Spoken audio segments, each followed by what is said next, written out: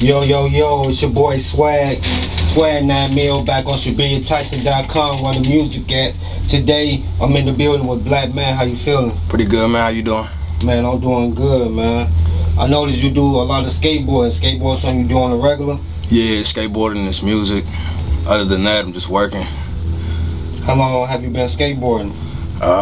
For a good like decade or so, about just the same amount of time I've been rapping. Oh, okay. So how did you get into skateboarding?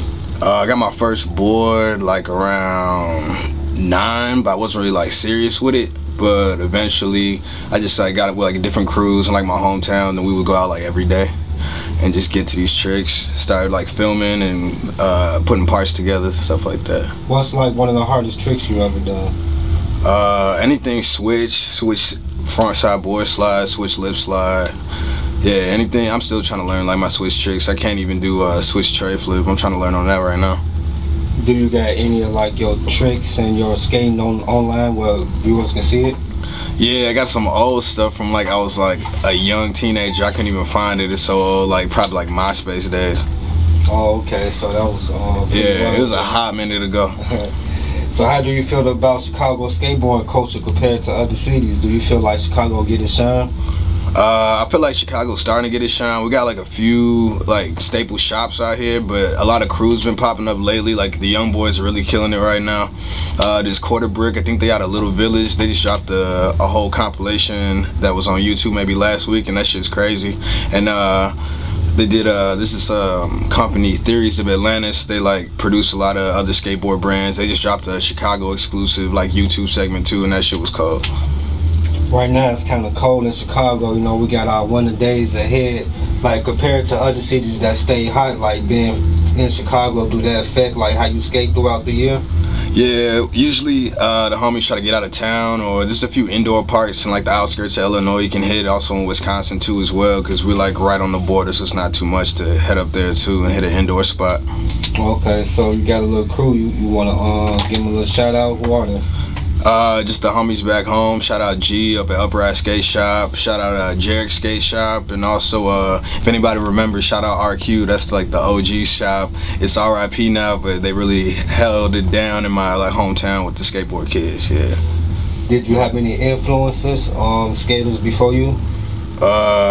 Main one, just the Piss Drunks dudes, Reynolds, Greco, Ali Boulala, Dustin Dolan, yeah, like the OG Baker guys, yeah, Baker 2000, Baker 2G, that was like 1999, 2000, it was a minute ago. Was you a big fan of other skaters outside the city back then also? Yeah, one of the dude that really stood out to me was PJ Ladd out of Boston, because he dropped his own tape, Wonderful Horrible Life, like over maybe 15 years ago, and that like kind of like changed my perspective on everything. So, can you name your top 5 skaters of all time? No order.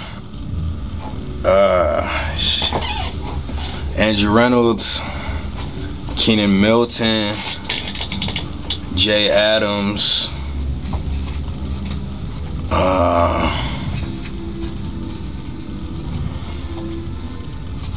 Javante Turner. Shit, I throw Darrell Stanton up there. I don't even know if he's really on the scene anymore, but he had a crazy style back in the day too. Was there any kind of order? It was just like your top 5? Yeah, it's just top 5, no order, because that's gonna change every time I have a new name pop in my head. Okay, so you describe skating as being music. How did you get into music? I got into music because initially I was into like the hardcore punk scene, but then out of that, there's like a few hip-hop heads that would really rock with the scene too as well, and then they would be battling after the shows and whatnot, so I just started like freestyling.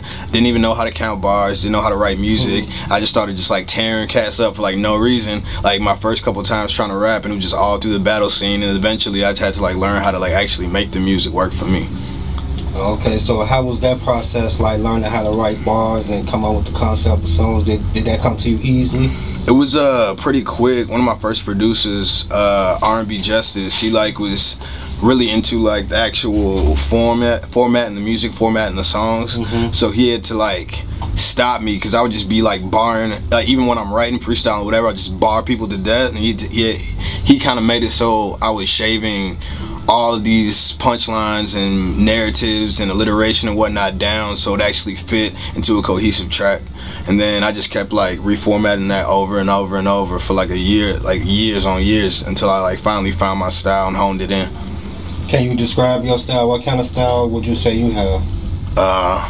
I'll say it's like a mixture of Prodigy and Pantera, because it's real aggressive, but I try to sneak in like some slick witty shit too as well, but not always be turned up and not always be turned down. Like I try to find that happy medium. You mentioned you work with RMB Justice. Is it any other producers you work with to create your sound, or was that just like your in-house producer? Yeah, that's my in-house producer. I fuck with a few cats.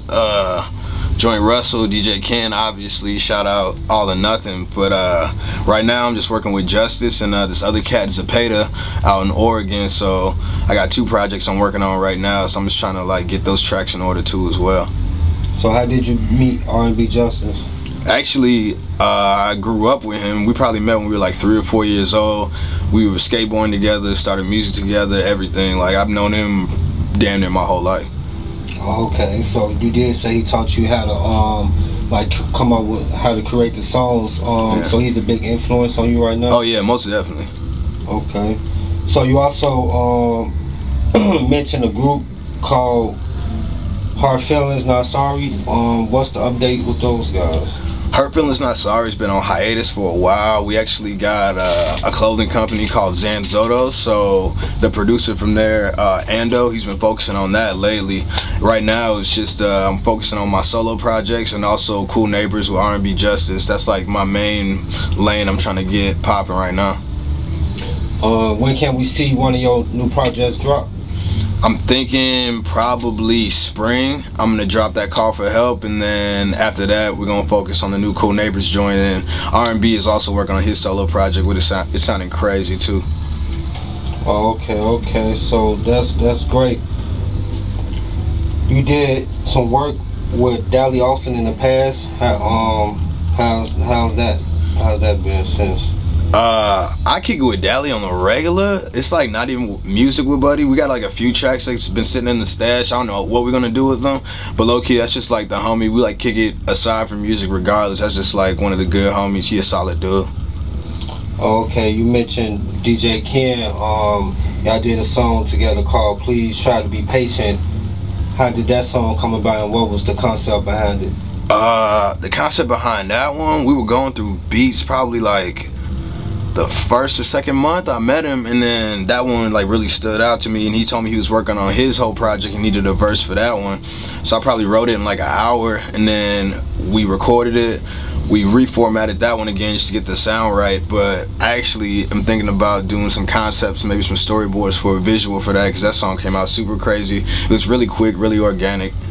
Okay. When you come up with songs, do you usually get your vibes from the beat, or do you write at home and then come to the studio?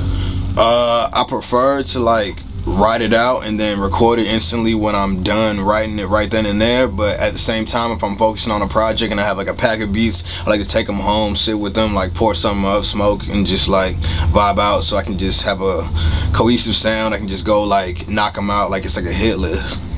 Okay. In your opinion, when you record, when you write it freshly, do it come out more energetic, or do you feel like once you write it, when you come to the studio, that you have to revamp and like put more words to bring out the energy that you felt when you was at home?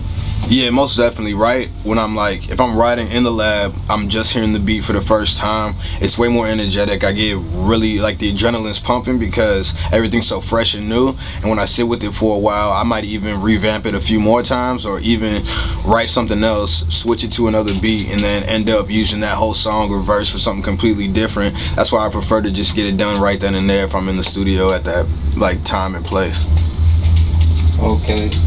So how do you feel about the Chicago music scene right now? Chicago music scene is dope right now. There's like so many different artists, so many different sounds coming out. I feel like we're like the hotbed. Even though like Atlanta's been running it for a minute, I feel like Chicago's been consistently coming with the eclectic sound. There's something for everybody. You can't just say that hip-hop is one certain thing in the city, because even I know people that don't listen to hip-hop a day in their life, and they'll find a rapper, an artist, singer that they can like get in tune with and even get a vibe from. Okay, you more lyrical than like the drill scene that was back in 2012. What's your opinion on people using dead ops in their music? I understand with certain lifestyles, that's them, and me personally, I don't really rap about anything I haven't done, haven't seen, and I feel like with the gang culture and smoking dead ops and things of that nature, I can't really partake in it because that's not my lifestyle.